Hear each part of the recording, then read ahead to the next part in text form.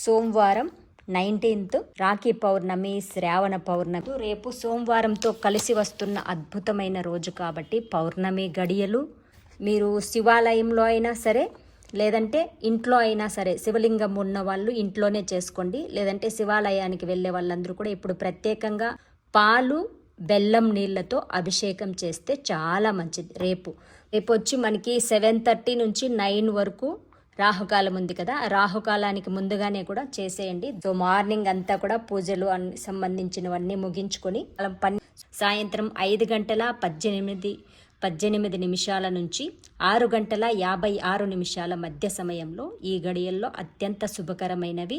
So ఈ గడియలు దాటిపోయింది అంటే మళ్ళీ మీరు రాత్రి సమయంలో 9కి లోపల కూడా కట్టుకోవచ్చు. పుష్పాలతో సోమవారంతో కలిసి వస్తోంది కాబట్టి తెల్లటి పుష్పాలతో పూజ చేసుకోండి. కుంకుమలో పన్నీరు పోసి దాంట్లో ఈ దారాన్ని తడిపి 5